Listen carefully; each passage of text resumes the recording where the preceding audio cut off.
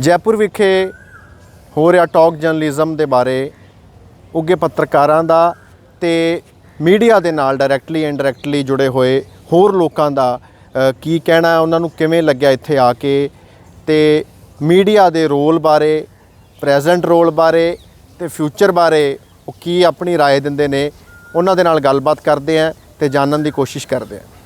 आशुतोष जी, talk journalism का हिस्सा बने हो, कैसे देखते हो ऐसे प्लेटफॉर्म को? जैसा भी हम जिक्र कर रहे थे कि हमारे पास अपनी बात शेयर करने के लिए बहुत कुछ होता है, तो कभी हम सोशल मीडिया पे पिक्चर डाल देते हैं, किताबें लिखते हैं। आमतौर पर एक रिपोर्टर जहाँ पर होता है घटनास्थल पर उसकी जानकारी दे रहा होता है, हम जिस खबर को कवर कर रहे होते हैं उसके बारे में देश को बताते हैं। तो मेरे ख्याल से ये एक ऐसा मौका था जब हमने जो सीखा, जो अपने बड़ों से सीखा, जो अपने अनुभव से सीखा, उसे आगे तक साझा कर सके ताकि वो दूसरों के काम आए। तो मुझे लगता है इससे बड़ा प्लेटफॉर्म कुछ होता नहीं है। ये एक्सचेंज ऑफ आइडियाज़ हैं, एक्सचेंज ऑफ एक्सपीरियंस है। हम कई सारे सवाल आ जाते हैं, उन सवालों से सीख लेते हैं। किसी को सुनते ये लगता है क्या हमें करना चाहिए, किसी को सुन के ऐसा लगता है हमें क्या नहीं करना चाहिए। तो मुझे लगता है एक अच्छा प्लेटफॉर्म है और इस तरह होते रहना चाहिए ताकि जो एक्सचेंज ऑफ आइडियाज़ हैं उनकी ज़्यादा ज़रूरत है फ़िलहाल समाज में। आपका जो सेशन था day in the life of A reporter, क्या कहना चाहोगे, कितना क्या क्या चैलेंजेस फेस करने पड़ते हैं जो ग्राउंड लेवल पे रिपोर्टिंग करते हैं, और स्ट्रेस लेवल को मैनेज करना और वो सब कैसे करना चाहिए? स्ट्रेस तो होता ही है, आप किसी भी काम में हो तो स्ट्रेस तो जुड़ा होता है। एक आदमी अपने घर से निकलता है तो कुछ ना कुछ तनाव लेकर के ही निकलता है। तो रिपोर्टर की ज़िंदगी में भी चुनौतियां बहुत सारी हैं। आप राजनीतिक खबरों में हैं तो ये देखा जाता है कि वो सटीक होनी चाहिए। कई बार स्कैम उजागर कर रहे हैं तो उस पर आप देखते हैं कि भाई ये पूरी तरह से अगर तथ्य नहीं होगा तो इसका कानूनी पहलू भी झेलना पड़ सकता है। कई बार जो राजनीतिक दल हैं वो नाराज़ हो जाते हैं, लेकिन सच हमेशा किसी एक को सूट करेगा, किसी एक के ख़िलाफ़ होगा, वो चुनौतियाँ होती हैं। आप प्राकृतिक आपदाओं जैसी चीज़ों को कवर करने जाते हैं तो वहाँ पर जाहिर है वो ख़तरों का स्तर बढ़ जाता है। कॉन्फ्लिक्ट कवर करने जाते हैं दो देशों के बीच में तो वहाँ जानलेवा ख़तरा होता है। तो कई बार एक रिपोर्टर ये सोचता है कि सुबह तो निकले हैं, शाम वापस अपने परिवार के साथ बिताएंगे कि नहीं, वो डर। कई बार ऐसी खबरें भी होती हैं कि घर वालों को मना करते हैं टीवी मत देखो, आप देख के ज़्यादा तनाव होगे। परिवार परेशान होता है तो रिपोर्टर भी परेशान हो जाता है। लेकिन इन सब के बीच चूँकि ये ड्यूटी है और उसके लिए हिम्मत चाहिए तो कोशिश करते हैं बिना डर अपना काम करते रहें, अपनी ज़िम्मेदारी निभाते रहें। टीवी मीडिया और जो डिजिटल मीडिया वेब चैनल्स है उसमें जो फ़र्क है उसको आप कैसे देखते हो, कैसे कंपेयर करते हो? मैं फ़र्क नहीं देखता। देखिए टीवी था तो दर्शक कम थे, डिजिटल हो गया दर्शक बढ़ गए। तो दर्शकों के सामने पहले जो टीवी ऑप्शन था वो उन्हीं चीज़ों को मोबाइल पे देख पाते हैं। टीवी का कंटेंट आप मोबाइल पे भी देख रहे हैं, मोबाइल पर ही टीवी देख रहे हैं। मुझे लगता है सिर्फ इससे दायरा बढ़ा और इसके बढ़ने की वजह से क्या हो गया कि दर्शकों तक एक तो जो जानकारी है वो ज़्यादा पहुँच पा रही है। सरकार की योजनाओं से ले कर के आसपास जो कुछ भी हो रहा है, मौसम की जानकारी हो, खेती की जानकारी हो, सब कुछ वो जानकारी जो है वो बढ़ गई है। तो दरअसल ज्ञान का दायरा बढ़ चुका है। तो मुझे लगता है कि एक अच्छी पहल है और जैसे जैसे डिजिटल मीडिया और आगे बढ़ेगी, टीवी और आगे बढ़ेगा, सबसे बेहतर ये होगा कि जो पारदर्शिता होती है सिस्टम की वो बढ़ेगी। लोगों की जो जिम्मेदारी है, जिनका काम है, जो करना चाहिए, वो जिम्मेदारी भी उन तक बढ़ेगी। और जो दर्शक है, जो हमारे करोड़ों लोग हैं, देश के लोग हैं, वो जागरूक होंगे। उनकी जागरूकता हर किसी को, लोकतंत्र के जो चारों पिलर हैं उनको मजबूर करती है कि वो अपना काम और बेहतर तरीके से करें। आखिरी सवाल जी, टीवी मीडिया पे स्पेशली और भी मीडिया पे आजकल सवाल खड़े हो रहे हैं, लोगों का फेथ कहीं ना कहीं कम हो रहा है मीडिया में, तो क्या चेंज लाने की जरूरत मानते हैं? अभी आपने जो कि पिछला सवाल ये था कि डिजिटल मीडिया बढ़ रहा है, अगर मीडिया पर फेथ कम होगा तो मीडिया का दायरा बढ़ेगा कैसे? तो ये नहीं कहा जा सकता कि लोगों का भरोसा कम हो रहा है, ये भरोसा बढ़ रहा है, इसीलिए मीडिया का दायरा बढ़ रहा है। डिजिटल भी बढ़ रहा है, टीवी का एक्सपांशन आप देख रहे हैं, नए चैनल्स आते हैं, नए डिजिटल प्लेटफॉर्म्स आ रहे हैं, अलग अलग सोशल मीडिया पे बढ़ रहा है। मीडिया का दायरा इसीलिए बढ़ रहा है क्योंकि जनता और जागरूक हो रही है। वो टीवी को देखती है, गलत खबरों पर रिएक्ट करती है, सही खबरों पर तारीफ़ करती है और वो कोशिश करती है कि हमारी बातें आगे ली जाएँ। शुक्रिया। टॉक जर्नलिज्म में आपने पार्टिसिपेट किया है, कैसा लगा, इस प्लेटफॉर्म को कैसा लगा? सत श्री अकाल पंजाब। आई थिंक जो ये माध्यम था, ये प्लेटफॉर्म था, ये बहुत एक इम्पॉर्टेंट मीडियम था कि हम अपना मैसेज, चाहे वो जर्नलिस्ट हो, चाहे वो एक्टिविस्ट हो, जो भी उनके बिलीफ है, जो भी वो काम कर रहे हैं, उसको पब्लिक के सामने लाना या ऑडियंस के सामने लाना, सबको साथ में लाना, ये बहुत एक ब्यूटीफुल मीडियम था और प्लेटफॉर्म था। और जैसे मैंने बातचीत की एनिमल राइट्स के बारे में और जिस तरह से मीडिया बेसिकली खामोश रहती है, उनके लिए या उनकी स्टोरीज़, उनकी तड़प के बारे में। तो वो मेरा जो सेशन था, वो लास्ट मिनट में एंट्री हुआ, पर मैं बहुत खुश हूँ कि मुझे ये मौका मिला था कि मैं उनकी आवाज़, जो ये बेज़ुबान जानवर हैं, उनकी आवाज़ एक ऑडियंस को पहुंचा सकूं, मीडिया तक पहुंचा सकूं, कि बताओ कि जब आप एक डॉग बाइट केस होता है तो वो डॉग बाइट केस ठीक है, हाँ जी, बच्चों को बाइट होती है, बहुत दुख होता है, बट वो डॉग ने बाइट क्यों किया, उसका भी किस्सा, उसके भी साइड का स्टोरी आप बताइए। क्योंकि मीडिया एक लोगों को आप परसेप्शन जो है ना, उनकी सोच को और विचार को मोल्डिंग करने के लिए, इन्फ्लुएंस करने के लिए बहुत इम्पॉर्टेंट मीडियम है। बिना मीडिया के हम कोई भी इशू, कुछ भी हम हासिल नहीं कर सकते हैं।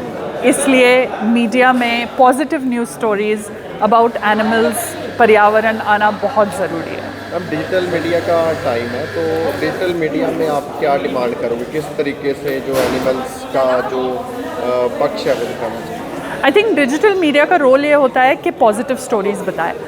हम सोशल मीडिया, इंस्टाग्राम, ट्विटर में नेगेटिव स्टोरीज़ देखना नहीं चाहते हैं। बहुत सारे लोग, इनफैक्ट मैं भी ऐसी हूँ कि मैं सुबह को अगर कोई मुझे वीडियो भेजेगा ना मेरे व्हाट्सएप पे या इंस्टाग्राम पे, मैं वो नेगेटिव स्टोरीज़ देखना ही नहीं चाहूँगी, क्योंकि मुझे भी हड़बड़ाहट होती है, मुझे आई एम अफ्रेड कि मैं क्या देखूँगी उसमें। तो मेरी बस ये डिमांड है कि पॉजिटिव स्टोरीज़ ज़्यादा रखें, पॉजिटिव इन्फोर्समेंट जो है डिजिटल मीडिया में, उसका इम्पैक्ट ज़्यादा होगा। Thank you. मैं श्रीपाल सकतावत हूँ और जर्नलिज्म कर रहा हूँ 34 साल से। आप क्या कहना चाहोगे, टॉक जर्नलिज्म जो इवेंट करवाया गया हर साल होता है, तो कितना बड़ा रोल इसका रहता है? देखिए, दुनिया भर के पत्रकार हर किसी की बात करते हैं, लेकिन पत्रकारों की बातचीत कभी नहीं होती। पत्रकारों के मुद्दों पर बात नहीं होती, बदलते हुए परिवेश पर बात नहीं होती। और ये अविनाश कल्ला जी ने वोक्स फाउंडेशन के बैनर के नीचे जो शुरुआत की 7 साल पहले, ये 7वां एडिशन है उनका, और ये एक बहुत बड़ी शुरुआत है जिसमें अलग अलग देशों के पत्रकार आते हैं, बातचीत करते हैं, एक दूसरे को जानने का मौका मिलता है और एक दूसरे की समस्याओं के बारे में और समाधान के बारे में जानकारी मिलती है। तो जैसे इस प्लेटफॉर्म पे पॉलिटिशियंस भी आए, बड़े बड़े जर्नलिस्ट जो अक्रॉस द वर्ल्ड हैं वो भी आए, स्टूडेंट्स भी आए, आम लोग भी आए, तो ऐसे मौके बड़े कम मिलते हैं। तो कितना ज़रूरी मानते हो आप ऐसे प्लेटफॉर्म? इस तरह के इवेंट्स होते रहने चाहिए ताकि हम एक दूसरे को समझ सकें, एक दूसरे के बारे में जान सकें, और ख़ास तौर पर नई पीढ़ी जो है वो उन लोगों से, उन पत्रकारों से रूबरू हो सके जिन्होंने कुछ अलग करने की कोशिश की। आपका भी जो सेशंस हो रहे हैं, डिबेट्स, डिस्कशंस हो रही हैं, आपका भी कई सेशंस में आपकी इन्वॉल्वमेंट थी, तो आप उसके बारे में बताओ। जो आपका सेशंस थे तो उसमें बेसिकली क्या हाईलाइट किया गया? देखिए, मेरा एक सेशन तो था पत्रकारिता में सच पे, तो सच की कीमत कितनी बड़ी होती है, किस तरह की दिक्कतें आती है और किस तरह से आप उस सच के साथ खड़े होते हुए जीत सकते हैं, वो उस पर मैंने बातचीत की। एक सेशन मेरा IPS ऑफिसर हैं अमित लोढ़ा, उनके साथ था, जो बिहार के सुपर कोप कहे जाते हैं। उनकी कहानी के ऊपर एक वेब सीरीज़ बन रही है, बिहार डायरीज़, उसके ऊपर बातचीत हुई थी जी। तो लंबे सेशंस थे वो। जी सर, आजकल जो अभी डिजिटल मीडिया वो बड़ा ग्रो कर रहा है, तो पर कई बार ये होता है कि सेंसेशनलिज्म की वजह से लोगों का जो फेथ है वो कम हो रहा है, तो क्या क्या मानते हो आपकी? देखिए, डिजिटल मीडिया की शुरुआत है ये, और किसी भी चीज़ की शुरुआत होती है तो उसके साथ दोनों चीज़ें साथ चलती है। कहीं कुछ गलतियां भी होती है, कुछ सीखने को मौका मिलता है, तो मुझे लगता है कि उसको लेकर के नेगेटिविटी पालने की कोई ज़रूरत नहीं है। मिसयूज़ तो हर चीज़ का होता है, लेकिन जैसे जैसे वक्त गुजरेगा वैसे वैसे ही मैच्योर होगा और डिजिटल मीडिया एक बड़ा माध्यम बनेगा। जो बिगिनर्स हैं, जो नए अभी जिन्होंने शुरुआत की है इस प्रोफेशन में, उनके लिए आप क्या संदेश देना चाहते हैं? वो डिगे नहीं, टिके रहें, ईमानदारी से कोशिश करें, और हर ईमानदार कोशिश कामयाब होती है। शुक्रिया। नमस्कार, मैं अंकित तिवारी जी राजस्थान न्यूज़ में प्रिंसिपल कॉरेस्पोंडेंट के पद पे हूँ। राजस्थान की मीडिया के जगत का एक छोटा सा चेहरा हूँ। अंकित जी, टॉक जर्नलिज्म में आप हिस्सा ले रहे हो, जो ये इवेंट है, क्या मानते हो, क्या इसकी इम्पोर्टेंस है?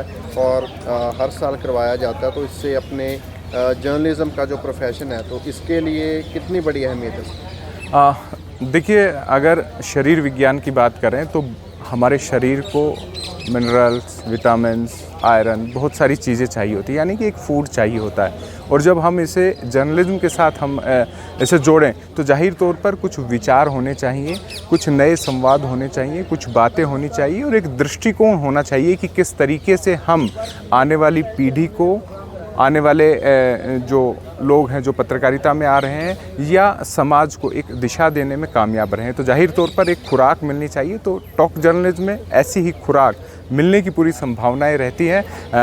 अच्छी बात है कि मेरा उन दिग्गजों के साथ सत्र रहा जो गुजरात, पंजाब और राजस्थान में क्षेत्रीय पत्रकारिता के तौर पर, भाषाई पत्रकारिता के तौर पर आगे हमेशा रहते हैं और जाहिर तौर पर वो खबर को सबसे पहले देश में ब्रेक करते हैं, उसके बाद मेन स्ट्रीम मीडिया उन्हीं की खबर को लेकर एक माहौल तैयार करता है। तो उन सब से संवाद भी हुआ था और कई अहम जो मुद्दे हैं वो यहाँ डिस्कस हो रहे हैं। बड़े बड़े जर्नलिस्ट यहाँ पर आए हुए हैं जो अपने अनुभव की किताब को पूरी तरीके से खोल रहे हैं। बात चाहे प्रिंट की हो, टेलीविज़न की हो, रेडियो की, पॉडकास्ट की और यहाँ तक न्यू मीडिया की। सोशल मीडिया पर आज कई पत्रकार अपने चेहरे को भुना रहे हैं, उनमें से भी कई चेहरे यहाँ पर हैं। तो जाहिर तौर पर इन सत्रों में एक अहम बात सामने आ रही है कि पत्रकारिता की दशा और दिशा कैसी हो। तो ऐसे में ये शो बेहद अहम है और चूँकि जयपुर गुलाबी नगरी में है, पधारो हमारे देश की भावना के साथ है, तो अच्छा लगना स्वाभाविक। अंकित जी, आखिरी सवाल, आजकल मीडिया पे कई सवाल भी खड़े होते हैं और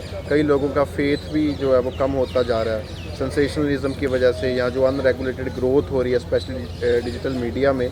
तो इसके बीच क्या मानते हो, क्या क्या चैलेंजेस है और अपना वापस लोगों पे पूरा ट्रस्ट बिल्ड करना ये कैसे किया जा सकता है? देखिए, ये ज़माना आगे बढ़ने का है रफ्तार से।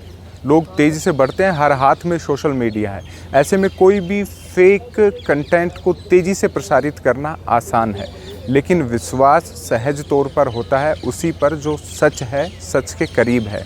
पसंद लोग लंबे समय तक उन्हें ही करते हैं जो सच को दिखाते हैं, विश्वास को जमाते हैं और उनके आसपास की चीज़ों को बेहतर तरीके से निखारते हैं। तो जाहिर तौर पर बहुत सारा एक वातावरण बना हुआ है। सच और झूठ के पलड़े हैं, अप एंड डाउन्स होते रहते हैं, लेकिन इतना ज़रूर है जो सच के साथ टिका है वो लंबा चला है और लंबी रेस का घोड़ा है। तो कह सकता हूँ कि चाहे कितने ही झूठ फैला दिए जाएँ, फेक स्टोरीज़ आएँ, फेक चैनल्स आएँ, नैरेटिव सेट किए जाएँ, लेकिन सच का स्थान हमेशा अडिग है, अविचल है और वो हमेशा बना रहेगा। उस पर इस तरह से कोई भी नुकसान संभावित मैं मानता नहीं। हाँ, एक समय पर असर डालता है, लेकिन समय के साथ बदलाव मुमकिन है और हमेशा कहते हैं कि रोशनी सच के साथ ही होती है और वो रोशनी खबरों के ज़रिए, आप जैसे कुछ लोगों के ज़रिए हमेशा उन पर रहेगी। जी, शुक्रिया।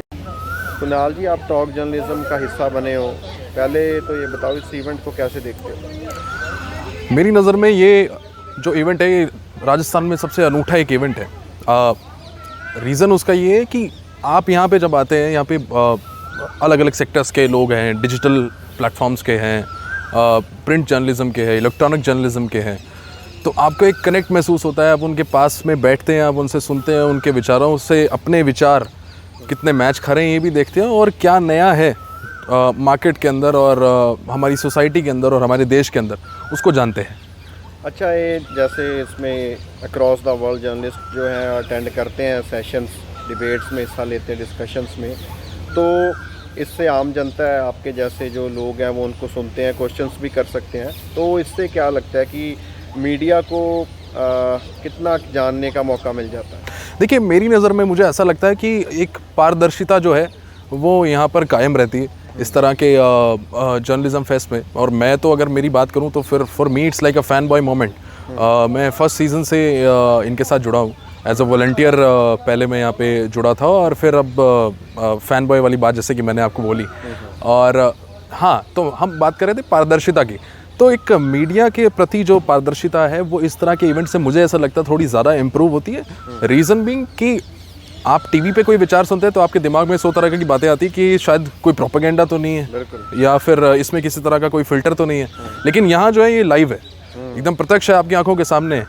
तो जो भी आपके सामने हो रहा है वो एकदम ट्रांसपेरेंट है, और आप चाहें तो अगर आप किसी विचार से असहमत है तो आप तुरंत उस पर एक सवाल खड़ा कर सकते हैं, और आपको मौका मिलेगा उन जर्नलिस्ट से, उन मीडिया टाइकून से सवाल खड़ा करने का। तो ये इस आज के ज़माने में अनरेगुलेटेड ग्रोथ हो रही है मीडिया की, स्पेशली डिजिटल मीडिया में, क्योंकि जब से इंटरनेट का ज़माना आया तो बड़े चैनल्स आ चुके हैं, स्पेशली वेब चैनल्स। तो उसके बाद फ्लक्चुएशन काफ़ी रहती है डेटा की एक चैनल से दूसरे चैनल पे, तो लोगों का फेथ कहीं ना कहीं कम हो रहा है जर्नलिज्म में। तो आप कैसा देखते हो इस तरह के इवेंट हैं, वो कैसे बड़ा रोल प्ले कर सकते हैं? देखिए, जब से डिजिटल पे बहुत सारे चैनल्स आने लगे हैं, कुछ चैनल्स ऐसे हैं जो प्रोपेगेंडा ओरिएंटेड है, तो उसमें being a viewer, being a audience, वो हमें डिसाइड करना होगा कि हम किस विचारधारा को पकड़ना चाहते हैं और कौन सा चैनल हमारी सोच, हमारे समाज के लिए अच्छा है, और कौन सा पत्रकार हमारे सोच और हमारे समाज के लिए निष्पक्ष पत्रकारिता कर रहा है। तो और रही बात इस इवेंट की, तो वही पत्रकार जब आप उनको लाइव फेस करते हैं तो you actually get an opportunity, again I am saying, to question them on whatever they say on TV, whatever they say in newspaper, or whatever they rather say live sitting in front of you. So it's a very good opportunity and it's an excellent opportunity। और मैं तो ये कहूँगा कि जो हमारे जो साथी हैं, जो आज के युवा हैं, जो बैचलर्स इन जर्नलिज्म कर रहे हैं, उसमें ग्रेजुएशन कर रहे हैं या पोस्ट ग्रेजुएशन कर रहे हैं, उनको तो यहाँ ज़रूर आना चाहिए। एक नेक्स्ट लेवल लर्निंग उनके लिए यहाँ पे है, और एक चांस है अपने चहेते पत्रकारों से मिलने का, सवाल पूछने का। ठीक है जी।